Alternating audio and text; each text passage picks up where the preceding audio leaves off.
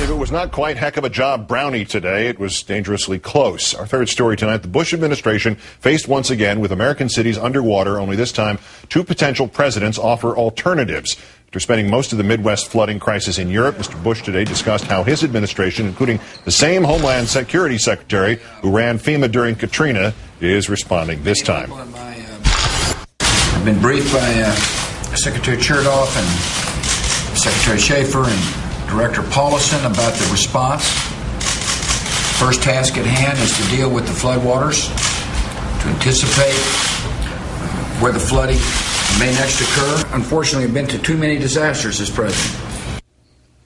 Really? First I'm hearing of it. To the president's point, the Army Corps of Engineers already anticipated the next flooding. The Associated Press obtaining yesterday an Army Corps map showing 27 levees in danger of overflowing along the Mississippi. One levee did fail today in Illinois. And while Mr. Bush today said he would visit the region on Thursday and that the waters are now receding, the Mississippi, in fact, has still not reached its crest in some areas, including the Illinois town where Barack Obama went to help fill sandbags 3 days ago. Obama also asking his supporters to volunteer on his website, soliciting donations for flood relief. McCain, meanwhile, raised funds for himself this weekend, has not visited the region, and yesterday issued a two-sentence press release about the floods. On that note, let's turn to MSNBC political analyst Rachel Maddow, whose own air program airs weeknights on Air America Radio. Good evening, Rachel. Hi, Keith. Senator McCain's wounds in the war and his time as POW precludes him getting out and filling up sandbags. But was this conservative blogger Andrew Sullivan right that Obama's contrast with Bush after Katrina was powerful and is one of those sort of iconic images that may carry a lot more than great policy or great words? The contrast is striking. The fact that he was there relatively early, I mean, this is an ongoing disaster, but he was there relatively early. He was there at a time when there wasn't already blanket national media coverage of what was going, and by being there, he attracted more media coverage than there otherwise would have been. The fact that he was doing something practical on the ground alongside regular Americans who were also trying to do practical on the ground sorts of types of help. It is the exact visual opposite of Bush flying over the already inundated Gulf Coast after he had finally realized that maybe his vacation had gone on a few days too long. Like it's looking out there going, I see land. Yeah. But as to Mr. McCain, he was obviously the day before this, he and Bush were celebrating his birthday, McCain's birthday. Has he improved his performance in this, or did he still miss out on Woody Allen's rule, which is 80% of life is showing up? Well, before locking up the Republican nomination for president, as far as I know, John McCain took one public tour of New Orleans post-Katrina. And then once he was running for president, he's now been to New Orleans and been to the Gulf Coast before. But as a senator, before he had that nomination, he'd been there once. He voted against extending unemployment benefits to Katrina survivors. Yes. He voted against extending Medicaid benefits to Katrina survivors.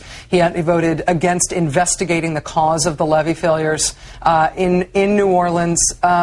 And denied later that he did any of those votes. Yes. Yes. That's right. When asked about it by a local New Orleans reporter when he was down there on one of his photo ops since he's been running for president, he was asked why he voted twice against investigating the levee collapses, and he said, I don't know what you're talking about.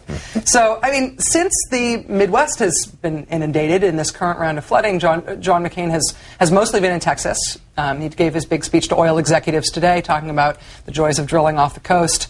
I don't know if he's going to show up and do either a photo op or something substantive, but I think it would send a good message if he did. Yeah, at some point, maybe towards the fall. Yeah. But how do they stack up, photo ops aside, in terms of prevention or immediate response to this? Because obviously we have.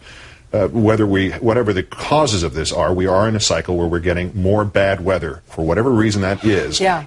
And the ultimate answer is there's going to be more flooding, whether it's from sea or from rivers down the middle of the country.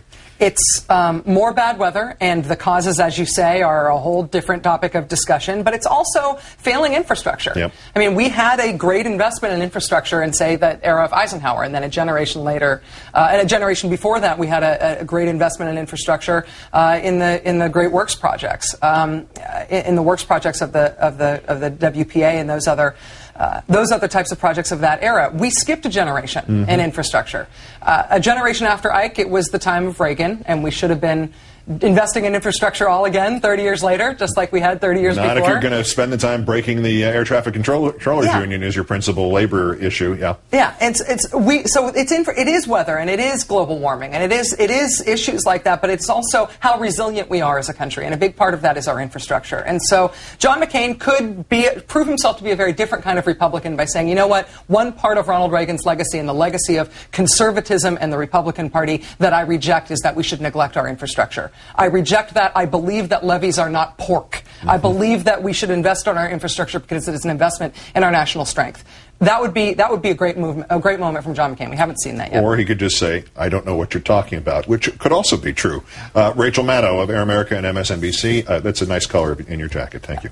Sorry, I'm glad to see you got the memo. Thanks. Funny.